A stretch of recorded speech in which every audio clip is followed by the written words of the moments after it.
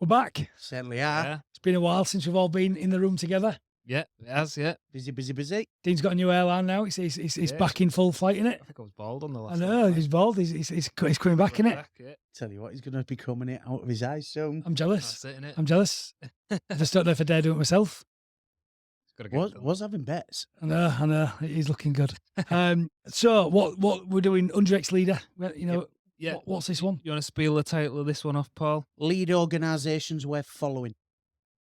So we want to be followed because people want to, not because they have to. Yeah, exactly that. So what we learned on this one, so educate me. So how to lead an organisation we're following. So there's 5 sections in this. You did your homework today, haven't you? It's been on Don't it. stop me while I'm on full flight we're here. on fire Lest I earlier. forget. So we've got communication, relationship, alignment, execution, and capacity. And this will all be formed as part of our culture. Yeah, I love that. Yeah. Because I think the challenge is we're culture, and me and Scott had a bit of a catch up because I'm just back off holiday, sorting bits out, and just talk about culture, and we got talking about we haven't got the rules up anymore. Remember we said the commandments. Yeah. And I'm a big believer in how we do anything, how we do everything. You've heard me say that loads, haven't you? Yeah. You've both heard me say that. I think when you start talking about them areas there, it is really. I love the first one, communication. Yeah. Because it all comes back down to comms, doesn't it? Yeah, everything. So what we learned on there then, because you said this would be a good one for me. Come on. Yeah, it was good. I mean, one of the things, basically what you just touched on then about having our values up on the wall. One of the things this session goes into is about having common vocabulary across the organisation. So common phrases that you can sort of lean on to help lead, not just the people, but the direction of the organisation as well. Yeah, but I think that's key because we were just planning strategy before this meeting. Yeah. Looking at Think Mental's future strategy. Yeah. Because I help on that, don't I? And one of the things I've learned actually around that, and I'd like to discuss this, I used to be a nightmare for being so far in the future. Sometimes I'd forget the here and now. Yeah. And let's take it, we're researching some of the latest AI, some of the latest cutting edge technologies. And I challenged you and I a couple of weeks ago to find out about some new products and services that are coming out from Google, for example, or on the new AI. I think it's called, it's not Copilot, that's Microsoft. Duet is Google's new product offering, right? All around this amazing AI. Because I've been researching this, I've been living in the AI bubble for a couple of years now. You reached out to our into our account manager. Yeah. And I was even ahead of them, wasn't I? Yeah, you was, yeah. Right? They're going, it's not ready yet. This information's not there. But in part of our strategy, years gone by, I'd have been going, we're rolling out this strategy and this is what we're doing. We had a senior leadership meeting, didn't we, a couple of weeks ago? Yeah. And I use language, which is from Giant, provisional, plan, promise. Have you heard that before? Yeah. And I think it's key around that because provisionally, I'm looking at us rolling out some new services. And if I use the word provisional, what do you take provisional to mean? You're thinking about doing it, you're not going to do it yet. Yeah, exactly the same. Whereas years gone by, I'd have walked on and said, can you get me this information on that? And I might not have even said that I'm provisionally doing it. I might have been thinking it, but I wouldn't have said it. Sowing the seeds. Yeah. I think on this particular session as well, it goes into that and it says, like obviously the way you've matured as a leader, other businesses that do have leaders in that just want things done. It goes into a part where so the 5 key alignments, what Paul mentioned earlier, some of the leaders just go straight into execution and alignment. So they'll drag somebody in or they'll grab a team together and say, right, this is what we're doing, this is how we're going to execute it. And for them, they think that's enough, it's done. Where the other side of it, where if you get these leaders that have gone through this giant process or trying to grow, it's about building the relationship with comms as well. Yeah. And it's about finding out in these 5 key areas where we're not strong and work on them. So everybody is in alignment and we all know where we're going from. Because if they come from different areas, then we're going to be dysfunctional, aren't we? Yeah, but I think what's key on it is this word trust in it as well. And that's key into this. Yeah, and I think because I was reading a report on this actually about trust, and like your high performing teams. Yeah. If you've got someone who is excellent at execution, he executes, but he's a type of leader, and I was like this back in the day. I was so busy and so focused on getting the end result. Sometimes I'd drive other people. I didn't mean to, because I wasn't aware of what my actions was doing. Because I like things perfect, correct, and right. And I think what you do is you diminish your trust. Yeah. Yeah. Don't you? Yeah, you do. Yeah, and you're not building them relationships You got- along the way. You got any examples of that? What you've done yourself? Any lessons you've learned? Give you any ideas? Any thoughts? Yeah, I mean, there's been a few in the past. I mean, before you came into the business, we used to have I think there was a coach that came in to help Scott at one point, and I remember I always felt I was that guy to help Scott until this there was like a contractor came in and looked at the business, and he sort of analysed what I did, and then just said, right, as from now, this is the way you order. This is the way you do that. This is, and I didn't feel a part of that process. I didn't feel valued as an employee or a person. Really, I just felt like I was going to be a robot, and I didn't like that approach. And then when you came in, obviously you've got a vision of where we're going as a business, but you help communicate the strategy, so you feel like you're a part of that journey to get where you need to be. And the other side of it is the relationship we built on the side of that. Really, 100%, yeah. like not just work, but outside of work as well. And I feel like you need that momentum. All those key things come together to help drive a business forward. No, I agree, and I think the challenge is, and we've all made mistakes. Have you got any lessons? What you've learned? Any things what you've got wrong in the past? Been it because you led a huge division, didn't you? Yeah, I think one of the things that I learn over the years is keeping everything, trying to be that person who had to be the finger on the pulse of everything. And I did used to know what the other side of the factory was doing when I was at the other side of the factory, but letting people have the confidence to drive it when you weren't there. I think that was I think I really encourage people to, and I think one of my strengths, I've always been a people person. I always got the best out of them, but I still couldn't let things go, and I still sometimes I probably hindered their progress, because I wanted to keep control of stuff, because I want, when you was talking, you wanted everything to be perfect and best. I was the same. I wanted everything to be perfect, and I didn't let people express themselves, should we say? Yeah, I think it. And I think what's interesting, I think what I'm picking up on this one as well, what I learned from it is, I think what's really key is when we start talking about things like alignment and execution, and what was the last one? Capacity on it. Yeah, Capacity. Yeah. And then we had recognition and communication, didn't we? Yeah. I think the problem is we get that transfix on the result, and it's what the point you mentioned. I think a huge problem organisations have, I mean, huge problem is being authentic leaders. And that coach who came in, who was talking about, prior to me being part of the business. Now, probably everything he was teaching was right. Yeah, definitely. Just in that moment of the way he delivered it, and it's back to, the bit about Giant where it says some people are more about chemistry Yeah, and some are more about credibility. yeah, It just sounds to me, and I never met the guy we were talking about, it sounds like he might have been real focused on the credibility. This is the perfect framework and the perfect way to do that task. But then I was listening to something the other day about leadership. So, 'cause I studied it, yeah. and it was Wayne Rooney. And he's teaching he's coaching an MLS team. Is it Chicago? I can't remember. Is it? Oh yeah. He's in the MLS. He's in the MLS. He's coaching a team over there. And he was doing a motivational talk to his players, and he was talking about, he was doing some video analysis, and he was showing some of the players where they had too much time on the ball. And what he was saying was, you've got to earn that right to play. Yeah. If you want to have that time, you've got to earn that right.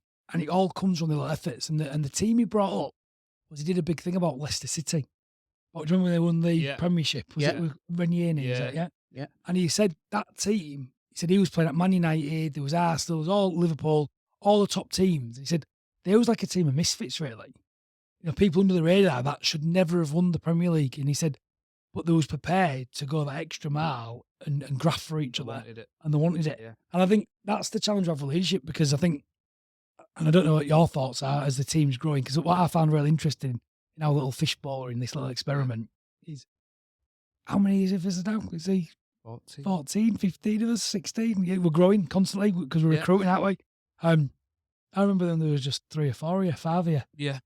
And I think, what are you noticing now about being an authentic leader out there? What are you noticing? One of the things I learned, and it was from this session as well, really, was what this is, putting self-awareness into action. And that, what I mentioned earlier about that coach that came in and told me what I was supposed to be doing and what I wasn't supposed to be doing.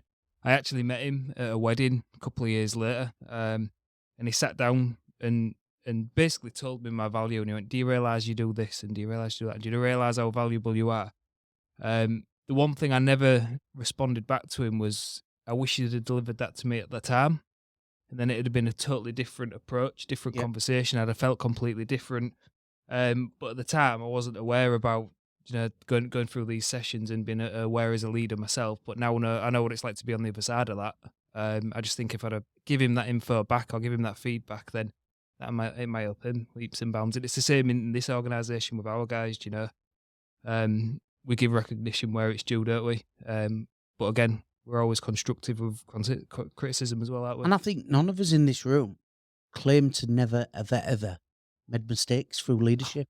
Oh, And been a full crash course. exactly. And I think now, when I go out delivering what I deliver, I gain credibility, because not only do I tell them what we've done and the successes, and I also tell them my failures as Yeah, well, I get that. Yeah. and what we've learned from that. Yeah. And I constantly, on a daily basis, when I go in and talk to companies, I said, look, I'd have been a miles better manager and a leader years ago if I'd have done this. Yeah. If I'd have done the giant years ago, I didn't think I was bad, don't get me wrong. Yeah. And at that moment in time, but given the education that I've had over the last 2 years, I'd have been a site manager for the education that I've got now. Yeah. But I think it all comes down to so any other points you've learned on this then? We don't want our team to be compliant. We want them to be engaged, I love that. Yeah. because compliant means average, and we want them to be the best. Yeah, and I always remember we did a podcast on this. I did a little clip on this about we fell out. Yes. And true teams do argue. We are passionate. Yeah. You should be absolutely passionate.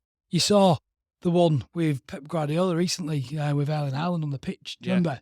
Now, Yeah. there's two sides, because it was quite interesting. I don't know if you saw the Alan Shearer, because I know you think Alan Shearer's a bit of a god, don't you? Mm. He publicly come out and was really vocal on camera, saying that he completely didn't like the way that Pep did it. Yeah.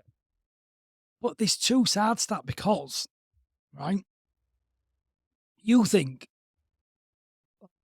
all we've got is being, we can be honest, can't we? Yeah. Right? And I understand that he should respect Erling Haaland to let him private. But Erling Haaland was prepared in public to berate, I forget the name of the other player passed to him. I can't remember the player. Oh, yeah. That's why he threw his arms up or something. Threw the didn't arms he? up and he was 'Cause he didn't complaining. get I forget the name pass of that he wanted, the yeah. midfielder, right?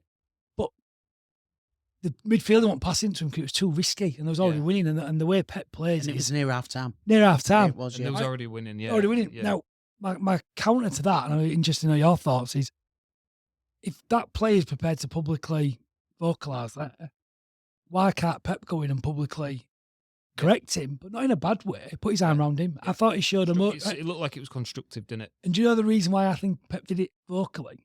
I think Alan Shearer was 100% right by saying that the public would be watching, Yeah. and everyone would be watching. But what does Pep Guardiola want to do every year? Increase his better. standards. Get wind, right? Yeah. Get But better. in order to get better, what does he need to go? Is his team exactly the same this year as it was last year? No. What's changed? Well, they've obviously got new players in. Players have gone out, but that drive, That is still drive, there, the innit? culture's still there, innit? Culture. But he's attracted new players. Is that fair? Yeah. Yeah. So where I'm leading with this sort of question, going really though, is I think he did it publicly because there's a January transfer window coming up. People want authentic people. Yeah. They want to learn what it's like to work with Pep. He's showing he's been authentic all the time. No, And I did actually Haaland liked have what a he did. problem with it? I don't know. I mean, He even though did have, didn't he? even though I had a FaceTime with him with Blake, and I met the man. yeah. Mixing. I'll have to check. I'll check him and ask him. But the point is, I think it's real. For Shearer to say he shouldn't do. I just think Pep, and I think he's amazing. I think he tries to be authentic all the time. There's that point when he got And it. it's heat a battle. No, he a ball. Yeah. Heat a battle as well. He's done what he thinks is right, and I mean, at the end of the day, he went out to win, didn't he? So I think, what tips have you got for anyone listening around authenticity? Easy for me to say that one. Be authentic. But how though? Because was you always authentic? You know, we talk about this in Man Club, don't we? You know, was you always authentic if you're having a bad day or if someone going wrong? How can we? How do you think we can do that and not lose credibility? I think Show be real and ourselves. Lead by example. yeah, that's a good one. Which I wasn't. I wasn't years ago. I did when we're talking about the Man Club again. Leon called me out. Leon challenged me. That's a Well, common theme here. It was an education though, and it was the right thing to do. 100%. And when I deliver every day, and we're talking about looking after people who look after other people's well-being, if it starts to affect your well-being, you need to take a step back sometimes. I use that example. Yeah, but I don't think it's. And I like the giant language again though. Yeah. And this is again just because it talks about the language we use as Yeah. well in there. I think giant uses a better language in terms of calling up. I don't think I called you out. I think I called you up. Yeah, called you up. And yeah. I think as leaders, I think that's our job to, because I think that at times, when we self-reflect, we think we've got to have all the answers. You used to struggle with that massively, didn't you? Yeah. How are you dealing with that now? Oh, a lot better. It's just, I mean, I've got the one where we've got a member of staff. You said to me, can you help call one of the team members up? Prior to that, I wouldn't have known where to start. But I think what you just said then about being authentic and be true to yourself, that's all I've done really to help this member of staff. But in this session, it does go through share your insights with somebody else to help them grow. So just be yourself, but share your own insights, your own experiences in a positive way to help somebody else grow. And I think that's, in my opinion, the most authentic. And I always say if it comes from a place of love, it's not a bad thing, is it? You're not always going to be right. And to be fair, a part of this, part of this journey with Giant is to get people up the mountain. You share your experiences and you try and drag people up there with you. But And let's face it, when you're a Sherpa and you're at the bottom, to get to the top, you're going to have some. It's not easy, is it? You're going to have some bumps. You're going to get frustrated with each other. But if you get to the top, once you get to the top, you forget about that, don't you? No, you do. And I think it's interesting, isn't it? Because I think it's always how you frame a question or how you give someone feedback. Because for years, I'd give someone feedback and you think you got taught the old leadership maxim that for every negative piece of feedback, you need to give 3 positives. But I think them days are gone and people know what's coming. And I think more is around, asking someone how satisfied they are with the job. In my 10-10-10s, I've changed mine up a bit. So I'm asking, how satisfied is someone? And I'm just saying, I want, is it red? You're really pissed off. Are we amber or all right, but, something needs to change, or is it green? So it's simple like that, because we can all do that real simple. And then something else is what I've started doing. I think it's a great question. And what are you succeeding at? What do you think, so let's us 3 go through this at the minute in our own roles in what we're doing. Go on then. What do you think you're succeeding at then? Building relationships with clients and building trust with the employees of the clients. Stop that, am I? What else? No, come on, give me 3. Give me 3. 'Cause that's the same one, really. You just pivoted it. While Dean thinks. So, on the back of that, gaining more clients, because I think you get a name of being confidentiality is key, and I'm building the trust I'm building with the employees is growing. So the more trust I build with employees of companies, the more people are coming to see me, because they know that if they come and see me, it's confidential.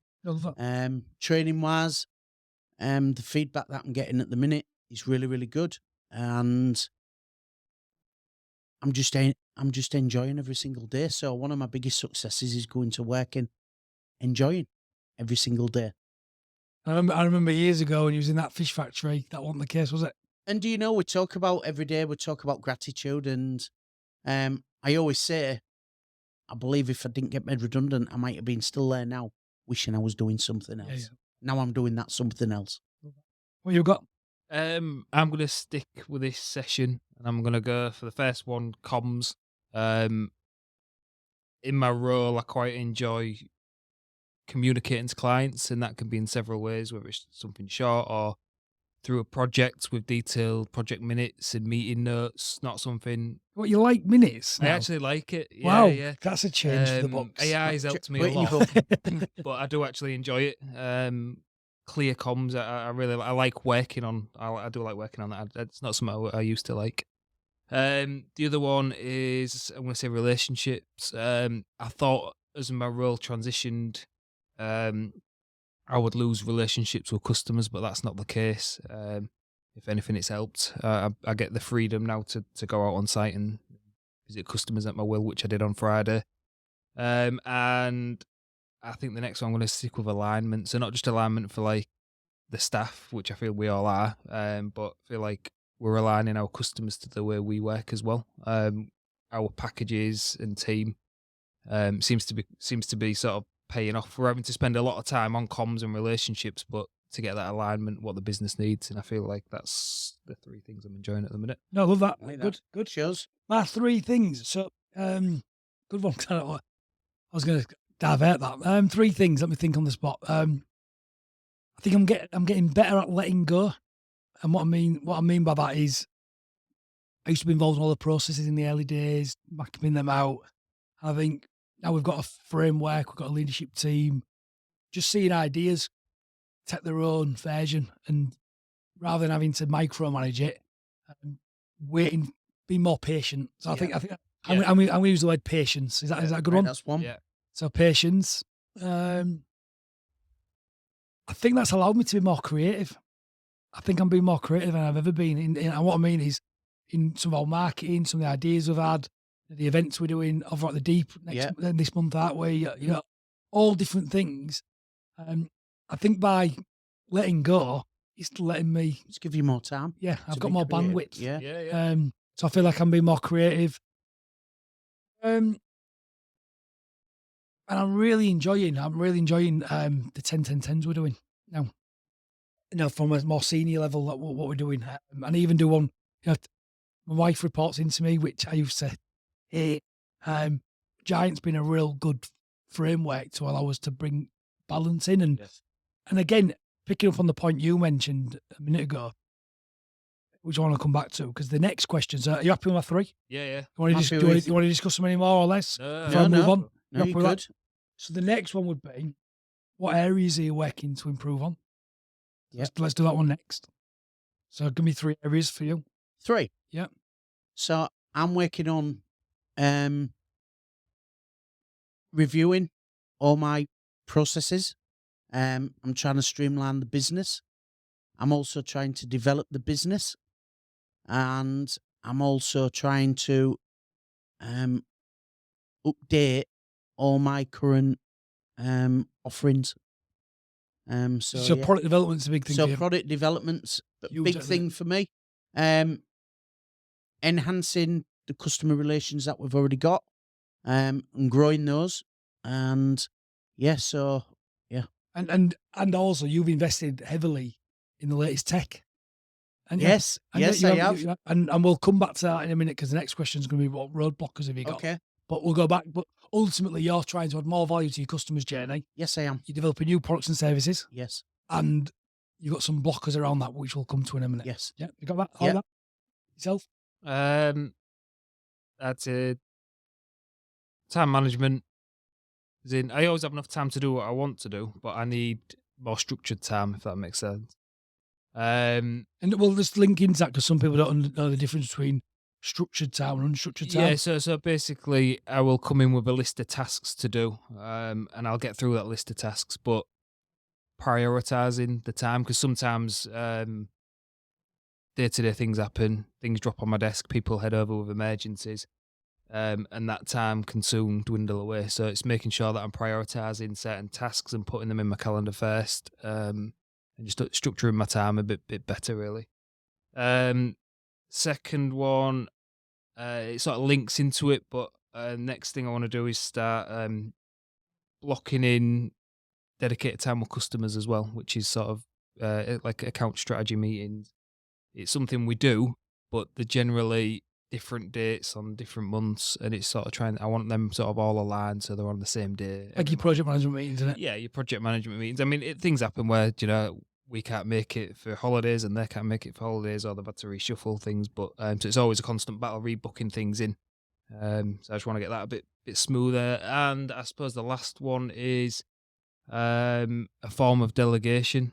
If I'm in the office, I'll get people at my desk every hour at least. If I'm not in the office, they'll ring me. And it's things that don't generally need me. It's basically what I used to do to you. Just come and knock on your door and ask a question when I already knew the answer. What did you witness me do? So there's a good thing that you can. One of the things is tell me 3 things that you would do, or tell me 3 things you've already tried, and get them thinking for themselves. Because generally, by the third answer, they've answered their own question really. Same as the 5 whys. I did a 5 why with my wife at weekend. I won't go into that. It worked as well.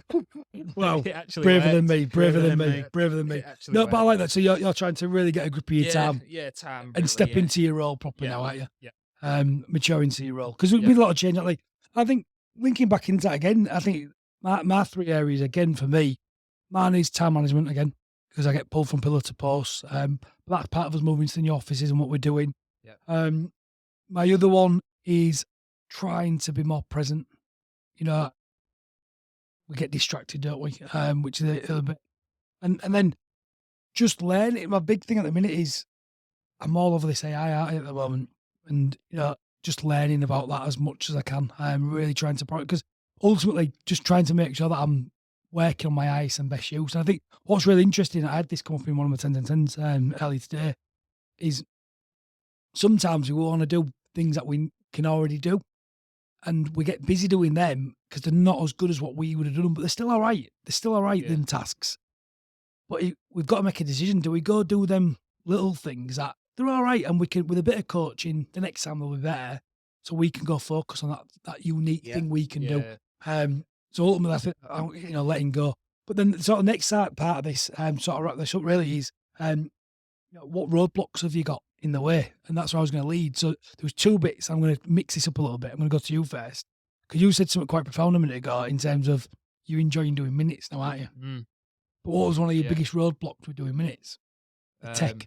Yeah, the tech, the time, because I was involved and too ingrained in the tech. I didn't get time to do the minutes. I just felt about delivering it rather than communicating. So for me, it's now I've stepped away from the tech. It gives me that time to put that structure and that them documents together. And how is, and the same for yourself, your big challenges, you're doing a lot of video content now, aren't you? Yeah. One of the big challenges, one of the blockers you had was, what was one of your big blockers you had? Tech. And I'm getting a lot better now. I've bought some new tech. I must admit, I'm still working alongside the old tech, but very limited. And there's often, I'm probably Dean's drive-bys. So to elaborate on that, he's gone from Windows to a Mac. When he says he's working side by side, you've got a Mac open and a Windows device at the same time, haven't you? Yeah. Oh, but I closed it down. I only had it open for a little you're bit getting, today. you're getting good though. Yeah. I'm getting there. So slowly but surely, I'm just learning little bits. So I'm not 100% on the Mac yet, but I'll get there. No, but the point, Isn't it? the challenge is, and this is it, which was, I was challenging on this, is 2 roadblockers there in terms of it, the technology you want right. So you're doing a lot of video editing, and you've got 2 choices. Delegate is one, right? And that's what you can do. When you delegate as well, you've got to also ask yourself the question, how much effort and notes do you need to really hand that task over? So video editing is like a massive one. It's huge. There's a piece of technology that we use all the time, if anyone listening, called Descript, an amazing tool.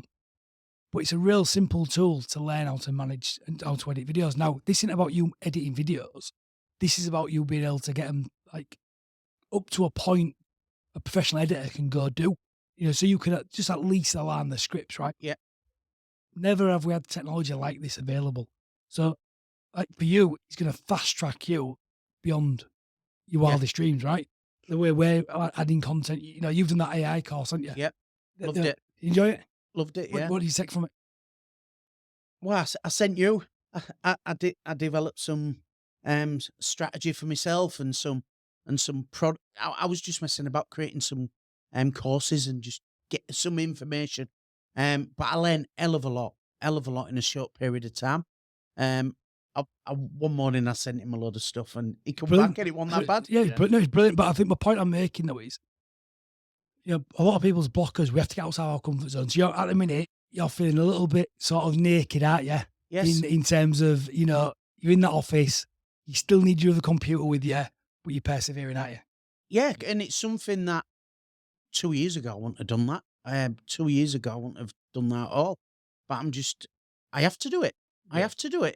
If I don't do it, I'll get left behind. Well, you don't. It's And- real simple. You have to go get a job, won't you? Yeah, I just got a job. Yeah, And he hates Which it. we've done. He hates it when I say that. to him. Yeah, but it's something that it's something that I am embracing. I am learning.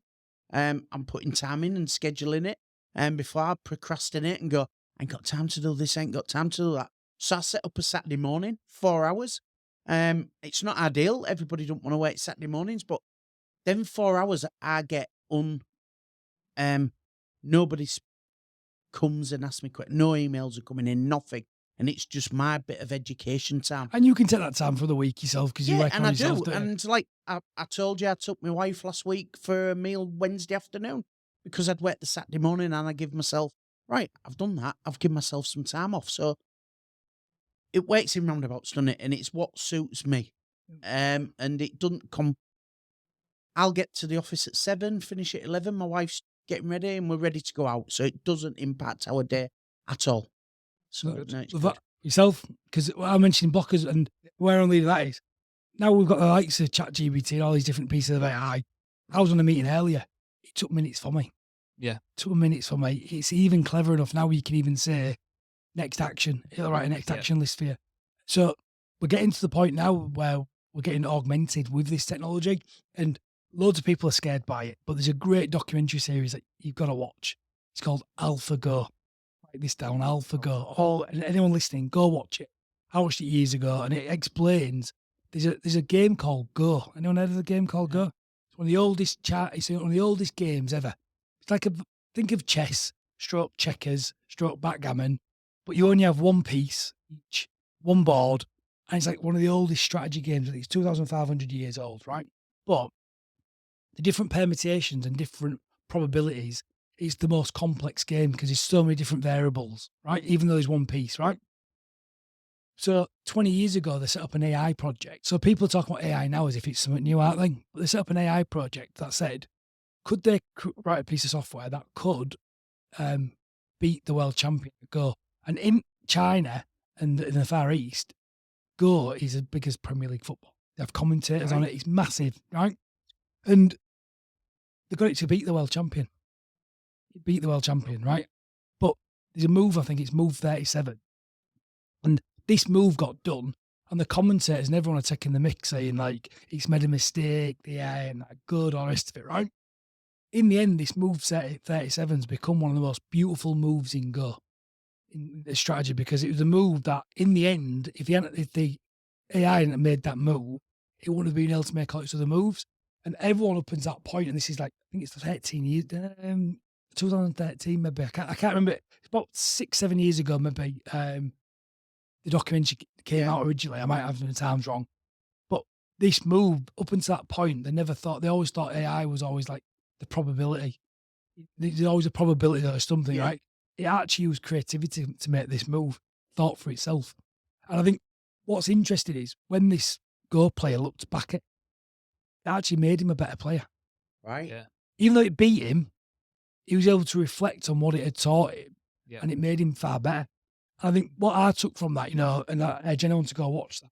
Don't be scared of these tools. They're not here to replace us. They're here to help us. Enhance us. He never got beat for another year, I think, after that, because he'd learned a new way to play. And I think he got beat 4 games to 1. He only won 1 game. But this guy was, like, at first real cocky and real adamant. I wouldn't say the word cocky. That's a bit unfair. I think they're a very proud nation career out there and things like that. And whether these people, in terms of their culture, he was projected as like the hero of Go. So I think he had all the weight on his shoulders, but he got real depressed through this. Did he? Yeah, because you think he was getting beat by a computer, but then in the end, when you go watch the full story, it is beautiful. He actually comes back and says, once he reviewed it, it actually made him better. And I think, you talk about minutes, for example, you're able to use AI to actually Because Enhance your minutes. the notes I take and what I try and send across to the customer, to me it reads right, but when I drop it through AI and say, "Can you make this better for me?" and it comes back in a more readable format, which is clearly easier to read and communicate across to the customer, then it's no brainer. It helps everybody. Exactly the same. So I think that's been a great session, this one, hasn't it? Yeah, it Yeah, was. it's been great. I love that. So to wrap up, this one was managing performance, lead organisations worth following. Yeah. Correct. Loved it. Loved it. So that's done. Check it out. Paul checking out. Dean checking out. All right.